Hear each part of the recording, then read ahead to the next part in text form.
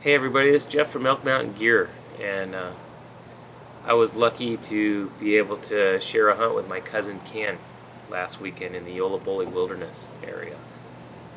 Ken's one of the best hunters I know. He has 75 bow kills to his name as far as deer go. And this was a neat hunt. I mean, it was basically wilderness area. There were no other hunters around, and it was just us and the bucks. And we had a great time.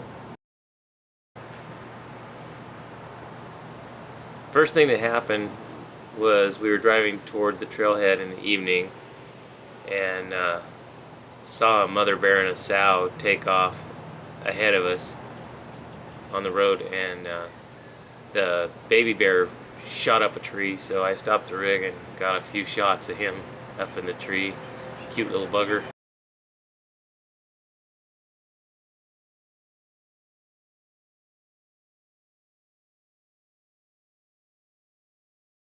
So our plan was to hunt down by the trailhead in the morning and do a morning hunt, and then we'd move our camp up to the top of the mountain in the middle of the day. Well, the morning hunt was unproductive as far as bucks go, but I did get to see a few critters come in.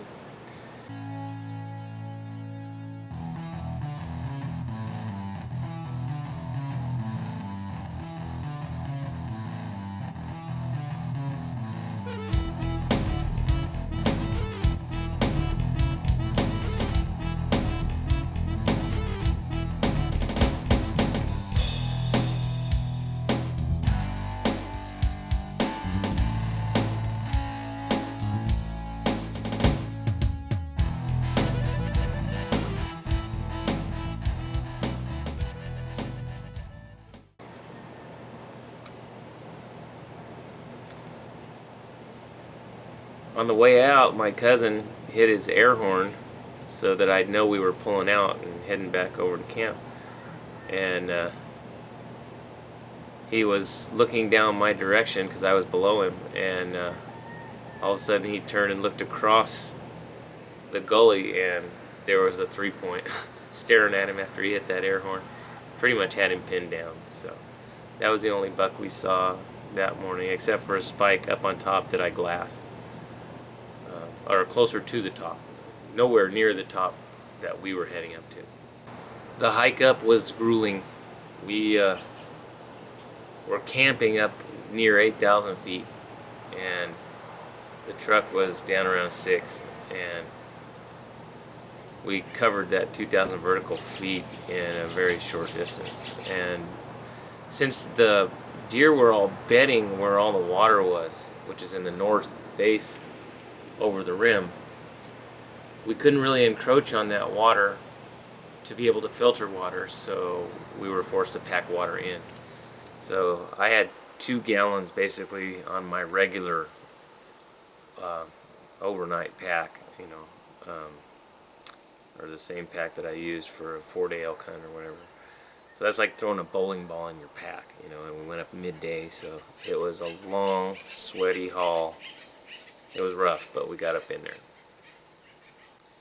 So we hunted the first evening up there, and I set up a decoy visible kind of up on a knob and got down below it because most of the wind was a crosswind up there that evening. So I was hoping that we'd catch something coming out of the dark timber and heading over toward the south face, and had no shows that evening.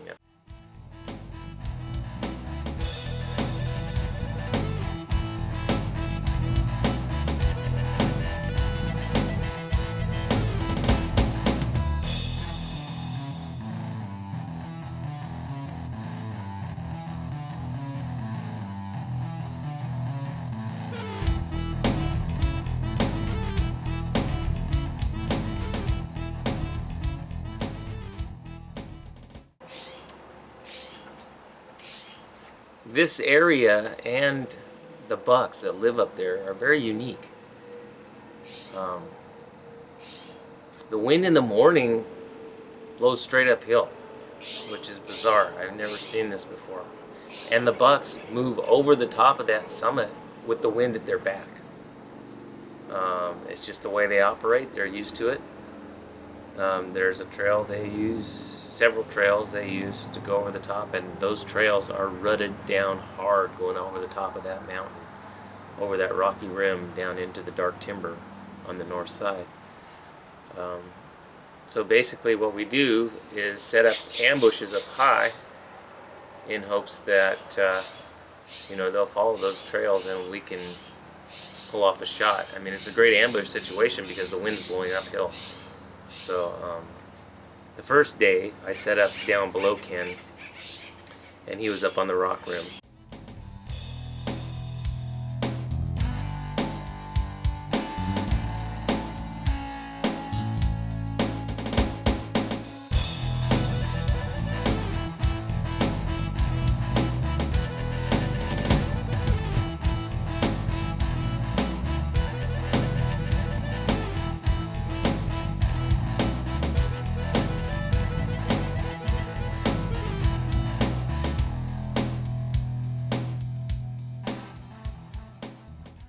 And I had seen only a couple animals move in the morning does, and no bucks showed where I was.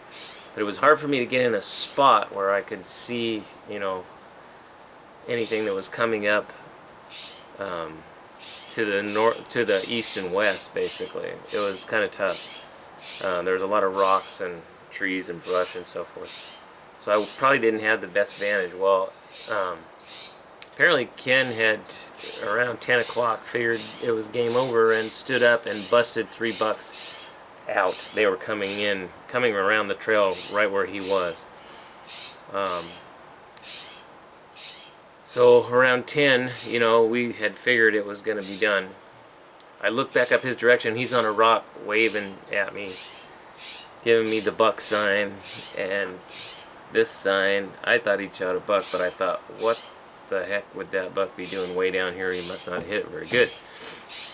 And then he was pointing down below me. Well, I thought I had heard a few things roll rocks down below me, so I moved down, and I was looking for these bucks. And pretty soon Ken had run back down to where I was and told me he had seen what he thought was 2 bucks and where they'd gone. And so we started moving very, very slowly and glassing side hill down below us, and I stepped out from behind a juniper, and one of those bucks had me pegged, basically at 80 yards. I mean, I saw the silhouette in this pine snag or whatever, and when I slowly pulled my glasses up, he was a big forked horn, and next to him I could see another deer laying down, looking downhill. And so this buck just had me dialed. And so I pulled out my doe decoy and tried to keep his attention and tried to get my cousin to low crawl on them to see if he could get in bow range on them. Well, after a while they kind of got a little nervous and started walking off, and basically they walked out from under him and headed back toward our camp, where we watched them cross and go over to the north face. So at that point I thought in the evening, if I was lucky, I might be able to catch them heading back over to the south face in the later evening. And so I set up an ambush on some rocks there, and basically same thing that happened to Ken happened to me. It was just barely getting to the end of shooting light. I mean, I certainly could have had enough light to make the kill. And I stood up on this rock, and those deer were right there in the timber and took off. So I busted them. Not having good luck with these bucks.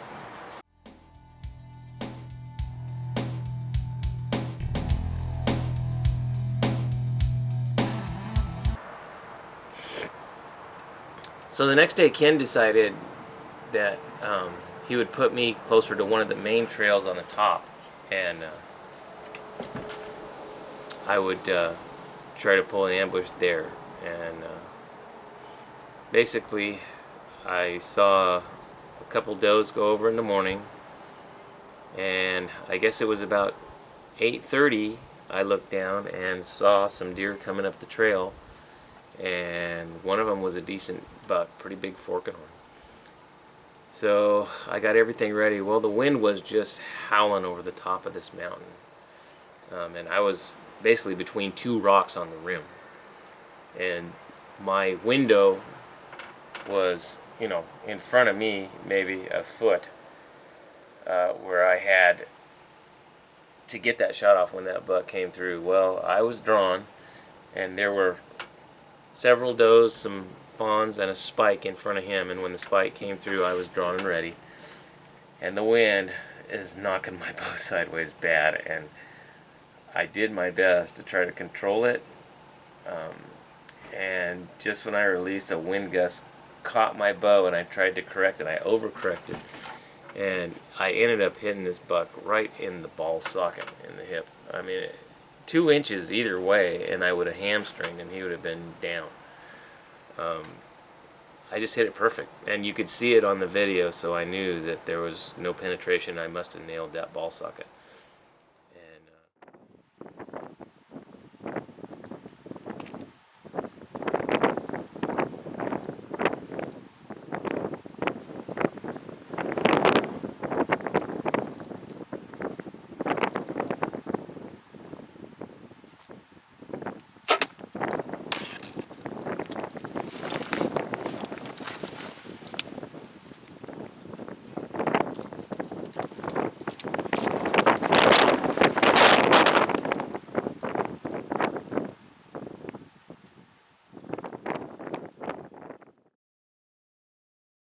See it on the video, so I knew that there was no penetration. I must have nailed that ball socket. And so it's unfortunate that I wounded him.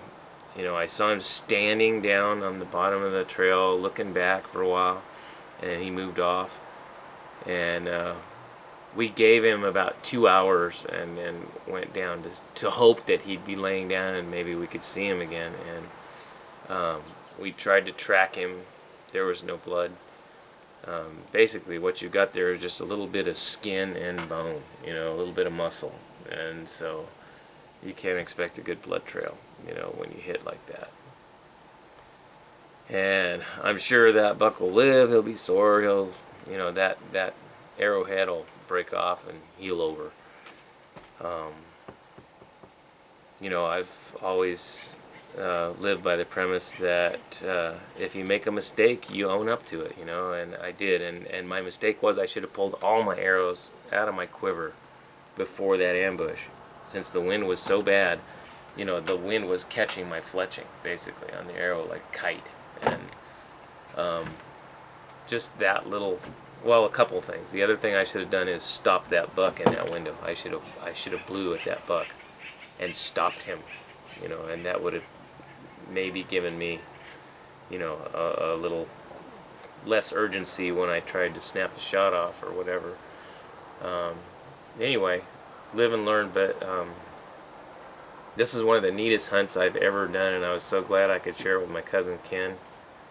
And there's nothing like a wilderness hunt. I mean, basically there were no other hunters up there. It was just us and the animals, and we're in their element, and we have to become the ultimate predator. You know, we have to cover our scent the best we can, going in, going out, set up an adequate ambush,